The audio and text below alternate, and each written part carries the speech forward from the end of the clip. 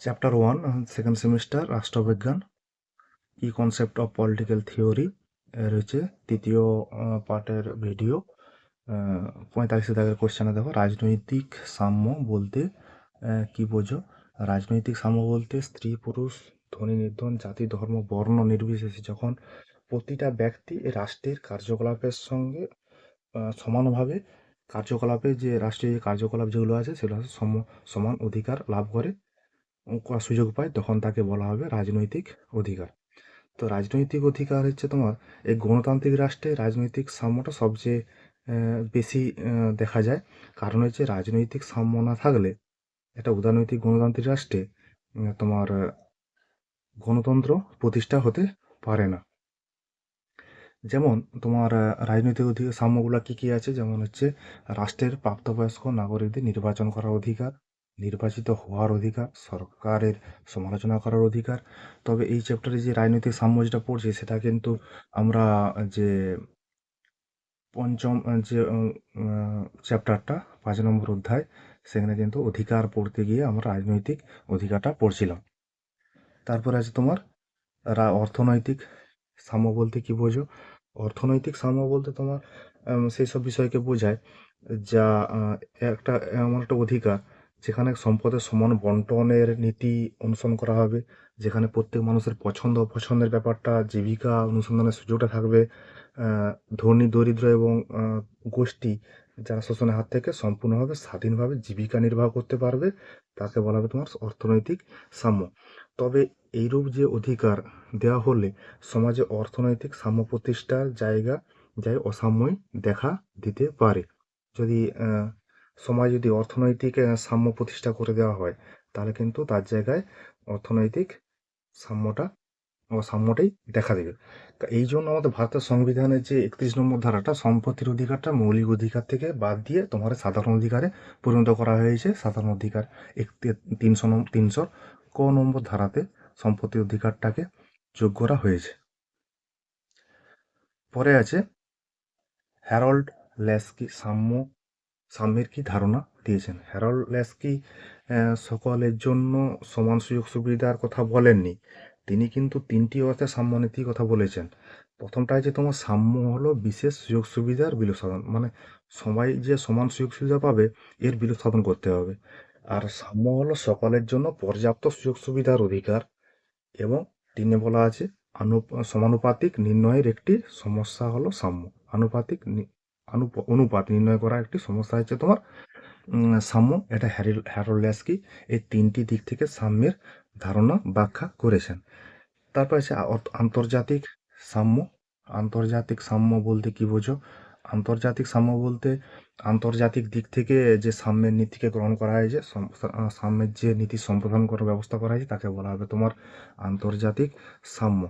তবে বৃহৎ রাষ্ট্র হোক আর ক্ষুদ্র রাষ্ট্র হোক বা শক্তিধর রাষ্ট্র হোক, সম্পদশালী রাষ্ট্র হোক বা সম্পদহীন রাষ্ট্র হোক, তারা যদি যখন সমমর্যাদায় বা সমভাবে পরস্পরের সঙ্গে সহযোগিতার বন্ধনে আবদ্ধ হবে, তখন আন্তর্জাতিক ক্ষেত্রে তোমার তোমার সাম্য আন্তর্জাতিক ক্ষেত্রে সাম্য প্রতিষ্ঠা হবে। এই আয়তন, জনসংখ্যা, প্রাকৃতিক সম্পদ, সামরিক শক্তি প্রভৃতির ভিত্তিতে যখন সব রাষ্ট্র সমমর্যাদা সম্পন্ন হবে, তখন তাকে বলা হবে আন্তর্জাতিক সাম্য। পরে কোয়েশ্চেন আছে স্বাধীনতা বলতে কি বোঝো? স্বাধীনতা বলতে এমন একটা কাজে বা ক্ষমতাকে বোঝায় যেখানে প্রতিটি ব্যক্তি তার নিজের ইচ্ছা অনুসারে, নিজের মতামত অনুসারে কাজ করার ক্ষমতা ভোগ করতে পারে। তবে রাষ্ট্রবিজ্ঞানে এইরূপ স্বাধীনতার অর্থ হচ্ছে তোমার স্বেচ্ছাচারের নামান্তর। একটা অতিরিক্ত স্বাধীনতা হয়ে গেলে সে কিন্তু মানুষ কিন্তু স্বেচ্ছাচারী হয়ে পড়ে। এই স্বাধীনতা বলতে এমন একটা পরিবেশকে বোঝাবে যেখানে হচ্ছে তার ব্যক্তিত্ব বিকাশের জন্য যে সুযোগ সুবিধা যেগুলো দরকার সেগুলো যেন সে ভোগ করতে পারে বা লাভ করতে পারে। রাষ্ট্রবিজ্ঞানে এই অর্থে তোমার স্বাধীনতার অর্থটি ব্যাখ্যা করা হয়েছে। স্বেচ্ছাচার যেন না হয়, সবাই যেন সমানভাবে স্বাধীনতা ভোগ করতে পারে ব্যক্তিত্ব বিকাশের জন্য। হবহাউসের মতে তোমার হচ্ছে স্বাধীনতার সম্পর্কে কি বলেছেন? হবহাউস হচ্ছে স্বাধীনতার সম্পর্কে বন্টনের কথাটা বিশ্বাস করেছেন, বন্টনের কথা বলেছেন। স্বাধীনতা বলতে হবহাউস বন্টন বিষয়টার উপর জোর দিয়েছেন। তার মতে স্বাধীনতা সকলের কাছে বন্টন করে দিতে হবে, যাতে প্রত্যেক ব্যক্তি সমানভাবে এই স্বাধীনতার ভোগ করার সুযোগ পায়। এই আইনকে স্বাধীনতার শর্ত হিসাবে গণ্য করা যেতে পারে। সেগুলো কি কি শর্তগুলো কি কি? সমান সুযোগ সুবিধা লাভ সম্ভব। দুইয়ে বলছে প্রত্যেক ব্যক্তি নিজ নিজ ক্ষমতা বিকাশ সাধনে বিশেষ ব্যবস্থা থাকার দরকার। তবে এইটা কত মনে হবে, বন্টনের কথাটা হওয়াও স্বাধীনতা সম্পর্কে বন্টনের উপর বিশেষ গুরুত্ব আরোপ করেছেন। 51 দাগের কোয়েশ্চেন, বার্কার বার্কার প্রদত্ত স্বাধীনতার সংজ্ঞাটি কি? বার্কার অভিমত হলো রাষ্ট্রের যে স্বাধীনতা বা আইনগত স্বাধীনতা কখনোই প্রত্যেকের অবাধ স্বাধীনতা হতে পারে না।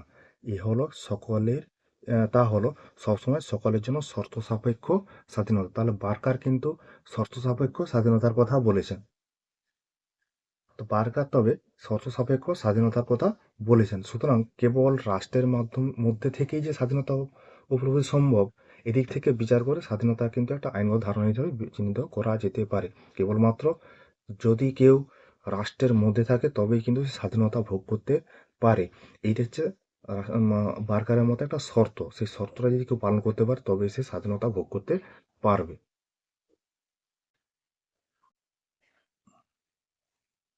পরে কোয়েশ্চেন, স্বাধীনতা বলতে হ্যারল্ড ল্যাস্কি কি বোঝাতে চেয়েছেন?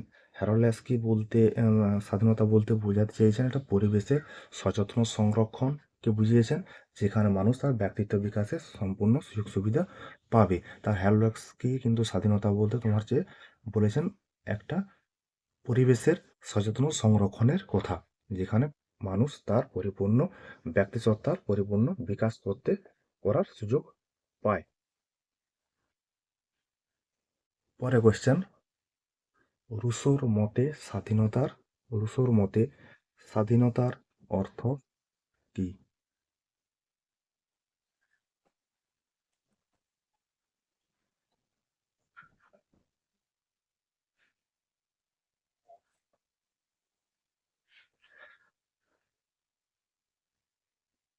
পরে কোয়েশ্চেন, রুশোর মতে স্বাধীনতা কি? রুশোর মতে স্বাধীনতা বলতে এখানে প্রকৃত ইচ্ছার কথা বলা হয়েছে। রুশো কিন্তু যুক্তিবাদী দার্শনিক একজন। সে যুক্তিবাদের সামাজিক যুক্তি কথাটা বলতে গিয়ে তিনি সেখানে বলেছিলেন যে প্রকৃত ইচ্ছার কথা বলেছেন। প্রকৃত ইচ্ছা বলতে এমন সাধারণ ইচ্ছাকে বোঝাতে চেয়েছেন, যেখানে সে প্রকৃত ইচ্ছা বলতে এমন একটা জিনিস যেখানে হচ্ছে মানুষ নিজের স্বার্থ অপেক্ষা সামাজিক স্বার্থে নিজেকে বেশি উজাড় করে দেবে। এরকম একটা পরিস্থিতি সৃষ্টি হলে তাকে বলা হবে তোমার হচ্ছে স্বাধীনতা, যেটা হচ্ছে রুশোর মতে স্বাধীনতার ধারণা।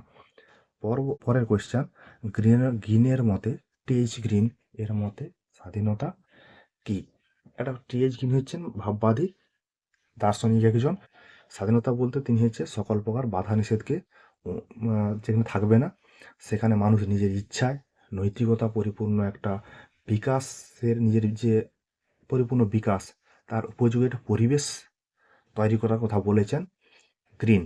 সেখানেই মানুষ একমাত্র তার স্বাধীনতা পেতে পারে। তাহলে গ্রিন হচ্ছে বলছে বাধা নিষেধের অনুপস্থিতি এবং হচ্ছে মানুষের মধ্যে সদিচ্ছা এবং নৈতিকতা পরিপূর্ণ একটা পরিবেশ, যেখানে মানুষ তার নিজের ব্যক্তিত্ব বিকাশের উপযুক্ত পরিবেশ পেতে পারে। 53 দাগের কোয়েশ্চেন, অর্থনৈতিক স্বাধীনতা সম্পর্কে বার্কারের ধারণা কি? অর্থনৈতিক স্বাধীনতা সম্পর্কে বার্কার কি বলেছেন? আধুনিক রাষ্ট্রবিজ্ঞানী বার্কার মনে করেন যে অর্থনৈতিক স্বাধীনতা না থাকলে মানুষের কাছে অন্যান্য স্বাধীনতা অর্থহীন হয়ে পড়ে। বার্কারের মতে অর্থনৈতিক ক্ষেত্রে পরাধীন শ্রমিক রাজনৈতিক ক্ষেত্রে কখনোই স্বাধীন হতে পারে না। তাহলে বার্কার এখানে অর্থনৈতিক স্বাধীনতার উপর গুরুত্ব আরোপ করেছেন। অর্থনৈতিক স্বাধীনতা না থাকলে একটা মানুষ কিন্তু অন্যান্য রাজনৈতিক পৌর যে স্বাধীনতা যেগুলো আছে সেগুলো ভোগ করার এরকম মানসিকতাই জন্মায় না। এই জন্য বার্গার বলেছেন যে তোমার হচ্ছে অর্থনৈতিক ক্ষেত্রে পরাধীন শ্রমিক রাজনৈতিক ক্ষেত্রে কখনোই স্বাধীন হতে পারে না। তোমার অর্থটাই হচ্ছে মূল। পরে কোয়েশ্চেন, রাজনৈতিক স্বাধীনতা বলতে কি বোঝো? এটা হচ্ছে তোমার পঞ্চম অধ্যায়ের যে রাজনৈতিক অধিকার আছে সেখানে বলা হয়েছিল। আবার আছে কোয়েশ্চেনটা, রাজনৈতিক স্বাধীনতা বলতে এমন একটা বলতে বোঝানো হয়েছে প্রত্যক্ষ, যেখানে মানুষ হচ্ছে রাজনৈতিক ক্ষেত্রে প্রত্যক্ষ পরোক্ষভাবে সরকার গঠনের জন্য মানুষ বা সরকার নিয়ন্ত্রণ করার জন্য ব্যক্তি যে অধিকার ভোগ করে তাকে বলা হয় তোমার রাজনৈতিক স্বাধীনতা। সেই রাজনৈতিক স্বাধীনতা কী কীগুলো আছে? নির্বাচিত হওয়ার অধিকার, নির্বাচনের অধিকার, নিরপেক্ষভাবে সরকারি কাজকর্মে সমালোচনা করার অধিকার, এগুলো হচ্ছে সবই রাজনৈতিক স্বাধীনতার অন্তর্ভুক্ত বিষয়। বা এই চ্যাপ্টারেও কিন্তু রাজনৈতিক সাম্য সম্পর্কে আমরা একটু আগে পড়ছিলাম। এরপরে আছে আইনগত স্বাধীনতা বলতে কি বোঝো? রাষ্ট্রবিজ্ঞানের মূল আলোচ্য বিষয় হচ্ছে আইনসঙ্গত স্বাধীনতা। আইনসঙ্গত স্বাধীনতা বলতে এমন একটা স্বাধীনতা বোঝাবে যেখানে রাষ্ট্র কর্তৃক স্বীকৃত, সংরক্ষিত, নিয়ন্ত্রিত হয়। রাষ্ট্র হচ্ছে স্বাধীনতার স্বীকৃতি দিবে, সংরক্ষিত করবে এবং নিয়ন্ত্রিত করবে। এরূপ স্বাধীনতার প্রবক্তাদের মতে কোনো স্বাধীনতাই নিয়ন্ত্রণহীন হতে পারে না। তুমি যে সবসময় নিয়ন্ত্রণহীনভাবে স্বাধীনতা ভোগ করবে এমন ব্যাপারটা না। তার আইন প্রণয়নের মাধ্যমে কতটা মানুষ তার স্বাধীনতা ভোগ করতে পারবে সেটা কিন্তু ঠিক নিশ্চিত স্থির করে দেয় সরকার বা আইন। সমাজের বৃহত্তর সাথে রাষ্ট্র আইনের মাধ্যমে প্রত্যেকের স্বাধীনতার উপর কিছু না কিছু তোমার নিয়ন্ত্রণ আরোপ করে। তবে এইরূপ স্বাধীনতা প্রকৃতিগতভাবে সুনির্দিষ্ট, সুস্পষ্ট এবং সুনিয়ন্ত্রিত। তুমি যে অবাধ স্বাধীনতা ভোগ করবে এমন বিষয়টা না। যেমন আমাদের ভারতের সংবিধানে দেখা গেছে যে 15 নম্বর ধারা, 14 নম্বর ধারা, 16 নম্বর ধারা, তার ধারায় কিন্তু স্বাধীনতার কথা বলে দেওয়া আছে, কিন্তু প্রতিটা ধারার পরেই এখন তার ব্যতিক্রমগুলো আলোচনা করা আছে। তার এইটা মানুষ এটা করতে পারবে না, ওটা করতে পারবে না, ঠিক আছে? বা রাষ্ট্র কিছু কিছু ক্ষেত্রের জন্য বিশেষ ব্যবস্থা গ্রহণ করতে পারে। এইসব বিষয়গুলো বলা হয়। তাহলে হচ্ছে এটাই যে আইনের প্রণয়নের মাধ্যমে রাষ্ট্র কী করতে পারে, তার স্বাধীনতাকে নিয়ন্ত্রিত করতে পারে। পরে কোশ্চেন আছে স্বাধীনতার রক্ষা কবচ বলতে কি বোঝো? স্বাধীনতা রক্ষা কবচ বলতে কি বোঝো? রাষ্ট্র রাষ্ট্র আইনের মাধ্যমে ব্যক্তি স্বাধীনতার স্বীকার করে নিলেও অনেক সময় কি করে, সরকার আইন প্রণয়ন করে ব্যক্তিকে তার স্বাধীনতা দিয়েছে, কিন্তু পরবর্তীকালে দেখা গেছে যে সেই সরকার আবার সেই মানুষের ব্যক্তি স্বাধীনতার উপরে হস্তক্ষেপ করছে। যেগুলো ব্যবহার করছে সেটা হচ্ছে রাষ্ট্র আবার কিছু অপব্যবহার করছে। এইটা যাতে না ক্ষুণ্ণ হয়, এই মানুষের যে এই স্বাধীনতা যাতে না ক্ষুণ্ণ হয়, তাই জন্য সরকারের বিরুদ্ধে একটা বিশেষ ব্যবস্থা গ্রহণ করা হয়েছে। সরকারের বিরুদ্ধে বা স্বাধীনতার সংরক্ষণের জন্য কিছু ব্যবস্থা গ্রহণ করা হয়েছে, সেগুলোকে বলা হবে তোমার স্বাধীনতার রক্ষা কবচ। সরকার স্বাধীনতা দিয়েছে, আবার স্বাধীনতাগুলোকে ক্ষুণ্ণ করার জন্য সরকার উঠে পড়ে লাগছে। সেইগুলা থেকে রক্ষা পাওয়ার জন্য মানুষের হাতে কিছু স্বাধীনতা রক্ষা কবচ রয়েছে। ও তারপরে হচ্ছে 59 দাগের কোয়েশ্চেন, স্বাধীনতার রক্ষা কবচগুলি উল্লেখ করো। স্বাধীনতা অপব্যবহার হতে না দিয়ে তাকে যদি সংরক্ষণের বিশেষ পদ্ধতি, তা হলো রক্ষা কবচ। এখন বললাম যে একটা স্বাধীনতা রক্ষা কবচ কাকে বলে। এই রক্ষা কবচ, স্বাধীনতা রক্ষা কবচগুলো কী কী? স্বাধীনতা রক্ষা কবচে 1 নম্বরে আছে সংবিধানকে মৌলিক অধিকারের স্বীকৃতি, যেটা আমাদের ভারতবর্ষের সংবিধানে আছে। 2 নম্বরে যে বিচার বিভাগের স্বাধীনতা, এটা বিচার বিভাগের স্বাধীনতা, নিরপেক্ষতা আছে আমাদের ভারতের সংবিধানে। 3 দাগে ক্ষমতা সন্ধিকরণ নীতি, যেটা আমাদের ভারতের শাসন ব্যবস্থায় নেই। 4 দাগের আইনের অনুশাসন, যেটা 14 নম্বর ধারাতে আছে, ডাইসির আইনের অনুশাসন তত্ত্ব গ্রহণ করা হয়েছে। তারপর হচ্ছে দায়িত্বশীল সরকার, এটাও আছে ভারতের সংবিধানে। 6 দাগে সদা জাগ্রত জনমত, যেটা সবচেয়ে গুরুত্বপূর্ণ জিনিস। এটা মানুষের মধ্যে আছে কি না নেই সেটা নির্বাচনের আগে পরে বোঝা যায়।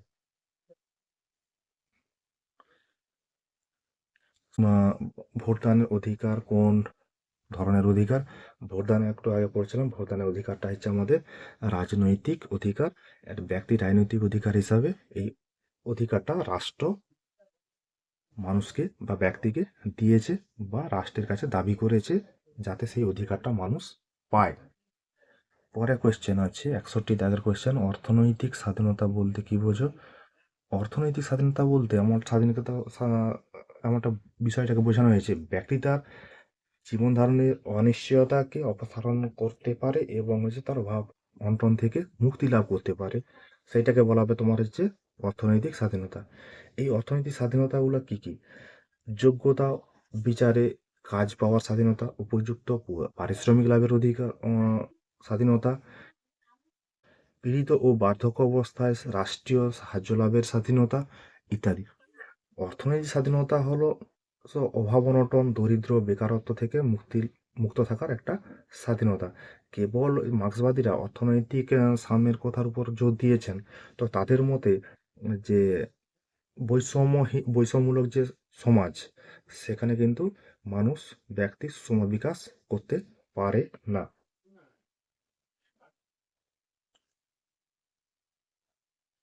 62 দাগের কোয়েশ্চেন, ইতিবাচক স্বাধীনতা ও নেতিবাচক স্বাধীনতা বলতে কি বোঝো? স্বাধীনতার যে ধারণা স্বশাসন এবং স্বনিয়ন্ত্রণের উপর জোর দেওয়া হয়েছে তাকে বলা হয়েছে ইতিবাচক ধারণা। যেই স্বাধীনতার মানুষ নিজেকে নিয়ন্ত্রিত করতে পারবে, নিজের শাসন নিজে করতে পারবে, এরকম ধারণা যেখানে আছে সেখানে তাকে বলা হবে ইতিবাচক স্বাধীনতা। এই ইতিবাচক স্বাধীনতা বলতে আমার একটা পরিবেশকে বোঝানো হয়েছে যেখানে হচ্ছে নিয়ন্ত্রণবিহীন পরিবেশকে, মানে স্বাধীনতা ভাবে নিয়ন্ত্রণহীন, মানে অপরিসীম একটা, যার কোনো পরিসীমা নেই, এমনটা পরিবেশকে বোঝানো হয়েছে যেখানে ব্যক্তিত্ব বিকাশে কোনো রকম বাধা থাকবে না। এইটা হচ্ছে ইতিবাচক অর্থে স্বাধীনতাকে ব্যবহার করা হয়েছে। তো নেতিবাচক অর্থে স্বাধীনতা বলতে সর্বপ্রকার যেখানে নিয়ন্ত্রণ রয়েছে। ওই বললাম 14 নম্বর, 15 নম্বর, 16 নম্বর ধারাগুলোতে, ধারা লেখায় তারপরে হচ্ছে তোমার কোন কাজ করতে পারবে না রাষ্ট্রের স্বার্থে, সমাজের স্বার্থে করতে পারবে না, বা রাষ্ট্র কোনো অঞ্চলকে তার অঞ্চল যে মানুষ হয় তার দারিদ্র্য থেকে মুক্তি দেওয়ার জন্য তার বিশেষ ব্যবস্থা গ্রহণ করতে পারে। এই যে বাধা নিষেধগুলো তৈরি করেছে এগুলো হচ্ছে নেতিবাচক স্বাধীনতার মধ্যে পড়ে।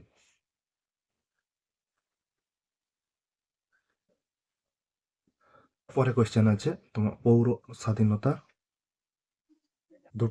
পৌর স্বাধীনতার দুটি উদাহরণ দাও। পৌর স্বাধীনতার দুটো উদাহরণ হচ্ছে ব্যক্তি সমাজবদ্ধভাবে যেসব স্বাধীনতাগুলো ভোগ করে তাকে বলা হবে তোমার হচ্ছে পৌর স্বাধীনতা। এই পৌর স্বাধীনতা যেমন হচ্ছে পরিবার গঠনের স্বাধীনতা, বাক ও মতামত প্রকাশের স্বাধীনতা, এগুলো হচ্ছে পৌর স্বাধীনতার মধ্যে পড়ে। অনেক আছে, এই 2 নম্বরের জন্য দুটাই ঠিক আছে। 64 দাগের কোশ্চেন, স্বাধীনতা সম্পর্কে উদারনৈতিক ধারণাটি কোন অর্থ বহন করে? ল্যাটিন শব্দ লাইবার থেকে ইংরেজি শব্দ লিবারালিজম শব্দটি এসেছে, যার অর্থ হচ্ছে স্বাধীনতা। এই স্বাধীনতার ব্যুৎপত্তিগত অর্থ হচ্ছে উদারনীতিবাদ। এই উদারনীতিবাদ এমন একটি ধারণা বা মূল্যবোধকে বোঝাচ্ছে যেখানে ব্যক্তি তার নিজের পছন্দ, অপছন্দ, সহিষ্ণুতা, আইনি শাসন প্রভৃতি গুরুত্ব বলে মনে করে। তুমি দোকানে গিয়ে কোনো একটা জিনিস চাইবে দোকানদারকে, দোকানদার কিন্তু অনেকগুলো আইটেম একসঙ্গে তোমার কাছে এনে প্রস্তুত করবে, এটা এই কাজ ওটা এই কাজ, এর দাম অত, এটার দাম অত করে তোমার কাছে প্রস্তুত করার চেষ্টা করবে। এই যে বিষয়টা তোমার কাছে প্রস্তুত করার চেষ্টা করছে, মানে পছন্দ অপছন্দের ব্যাপারটা চলে আসছে, তখন সেখানে কিন্তু স্বাধীনতা তোমার আছে দেখার, আর দেখানোর অধিকার আছে দোকানদারের। এটা উদারনীতিবাদ। এইভাবে স্বাধীনতা ও উদারনীতিবাদ একে অপরের সঙ্গে জড়িত বলে মনে করা হয়। 65 দাগের কোয়েশ্চেন, জন রলস কবে জন্মগ্রহণ করেছিলেন? তিনি কোন দেশের লোক? জন রল হচ্ছে 1921 খ্রিস্টাব্দে জন্মগ্রহণ করেছিলেন। জন রলস মার্কিন যুক্তরাষ্ট্রের লোক। তো আজ এই পর্যন্তই থাক, ও বাকিটা পরে কোনো ভিডিওতে আলোচনা করা হবে। তবে তোমাদের যদি কোনো অসুবিধা থাকে, কিছুটা প্রবলেম থাকে, তাহলে সেটা তোমরা মেসেজ করে বা কমেন্ট করে জানাতে পারো। তাতে আমার বুঝতে সুবিধা হবে যে কতটা কি তোমরা বুঝতে পেরেছো।